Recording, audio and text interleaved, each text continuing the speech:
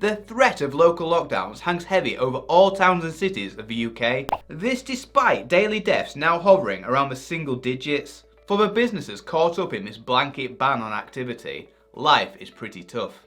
At least they have the furlough scheme, right? But the number of weeks left for that scheme are running down fast. What then for businesses? And what happens to the millions of furloughed employees who have been enjoying the Great British Summer in style, being paid to count clouds? For many, 7 months off work during one of the best summers in recent history was a gift from the gods. An opportunity to start a business, learn new skills, or enrol in an online degree. For many more, it's been a great source of money worry and stress. In this video, we'll be looking at what furloughed employees can be doing now to prepare, some hard truths about the way the economy is going, and then a big section on how investors can take advantage of this mess. Let's check it out.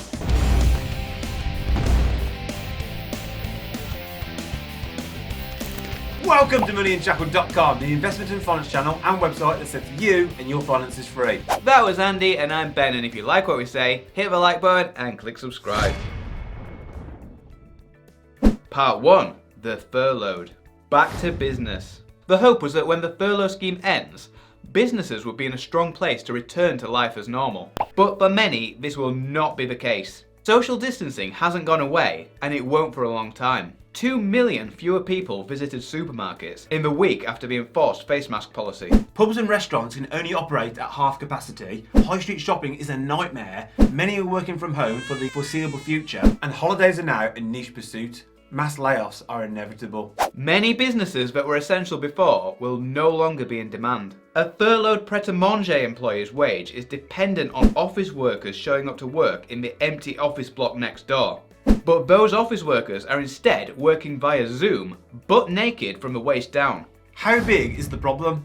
1.2 million businesses have been drawing on the furlough scheme. Anecdotally, we know that many of these businesses are taking the mick, lapping up taxpayer cash as an easy alternative to having to serve customers. We don't know why McDonald's closed up shop for 2 months. When they reopened their drive-thrus, it was like spot the difference to try and work out what had changed.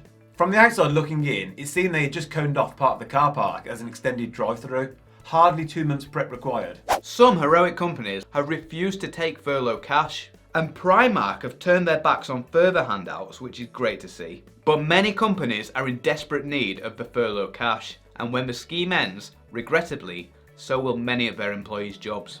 Estimates say that up to 5 million people are currently furloughed, or 15% of the UK workforce. And a YouGov survey found at least half of companies will be forced to let some employees go. What it means for the furloughed?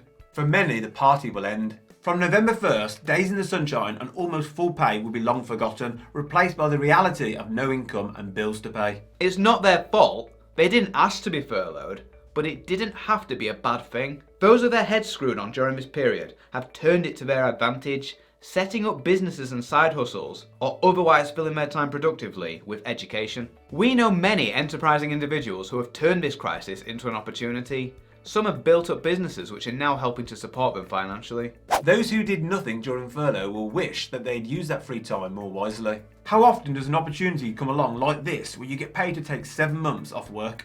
We know it's possible to create new income streams even whilst in a full-time job, so with 7 months of freedom it was certainly doable. For ideas, here's 4 things that we've done in the past to boost our incomes and create new income streams all whilst working full-time jobs. Starting a side hustle business or blog, being paid commission for helping other businesses to reach new customers, investing in property and the stock market, levelling up our qualifications to have more power in the jobs market. We're betting a lot of you will have done something similar in this time. If you're just realising now that you've wasted a once-in-a-lifetime opportunity, you still have some time to do something about it. Redundancy. Ticket to freedom.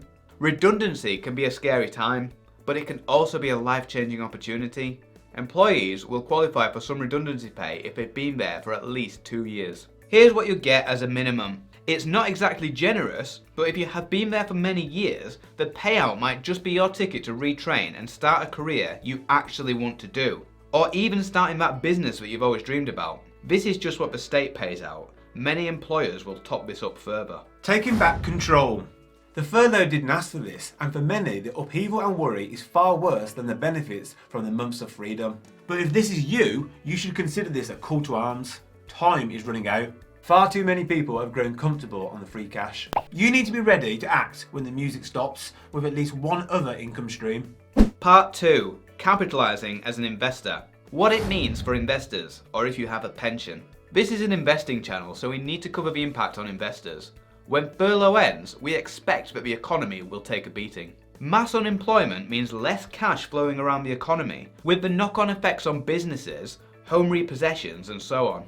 But the economy is not the same thing as the stock market. So, should investors and those with pensions in the stock market be concerned or not? If one word could describe the stock market in 2020, it would be volatile. Look how up and down it's been. You couldn't fail to notice this dip here when lockdown started. What's weird is the speed at which it has recovered. If we can understand why this is, then we can take more comfort over the risks of investing. Following the money. There is no correlation between the stock market and the state of the economy. As we can see here, we know the economy is down, but stocks are not. When you invest in the stock market, you're buying an asset that acts as an alternative store of personal wealth to cash, gold, property, and so on. Cash is rubbish right now as an investment asset, with close to zero interest and being gobbled up by inflation. Wealth has got to go somewhere with cash being so useless, and stocks, bonds, and gold is where it has gone. With global stocks proving they can bounce back after a lockdown, we would expect a similar bounce back after any second crash caused by temporary unemployment. Furlough and similar schemes around the world ending might cost some money to fly away from stocks temporarily. But where would it go? Bonds are too expensive and gold is too. Property is just as volatile as the stock market, but is also very illiquid. It would go into cash, a situation that couldn't last long.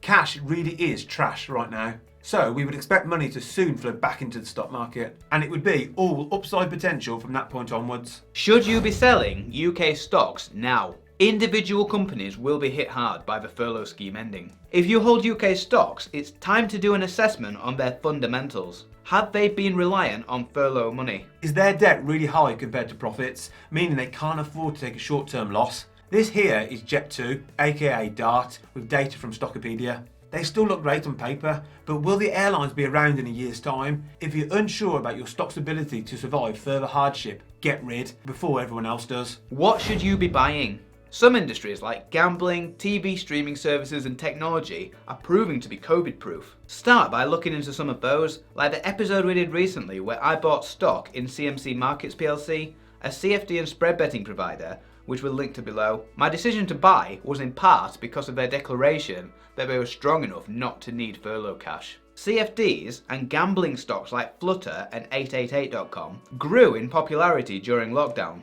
Gamblers gotta get their fix somehow. Whatever happens to the UK, remember it's a big wide world out there for investors. Our main stock market holdings are in ETFs, exchange traded funds, because they give us ownership of thousands of stocks around the world in just a few purchases. A globally diversified ETF like the Vanguard FTSE All World ETF cannot go bust. Well, it could, but that would probably mean we all had far bigger problems. Why can't furlough just keep going? Warning! Snowflake alert. While certain expert economists from the Something for Nothing School of Economics have long championed the idea of a benefit state where nobody has to work, in reality, money is not limitless and furlough is very expensive. Ultimately, all government money comes from its taxpayers, even the debt eventually. At one point, furlough was paying 30% of the workforce, and 70% of taxpayers cannot subsidise the other 30% indefinitely. The numbers are only believed to be lower recently because employers are preparing for the cliff edge, with many thousands of redundancies already been made. The country cannot bear the cost of extending furlough further. When David Cameron took office in 2010, Labour left him a steaming turd in the Treasury in the form of a note which simply read, "I'm afraid there is no money." We imagine Boris is worried about the note that he'd have to leave behind for Keir Starmer if he had to extend the furlough scheme into 2021. Question of the day, what do you think will happen when furlough ends, and are you prepared? Let us know in the comments section. Thanks for watching! On this channel we talk a lot about personal finance, investing and all things money, and if you want to see more great content, please click the subscribe button below. This is moneyunshackled.com. See you next time.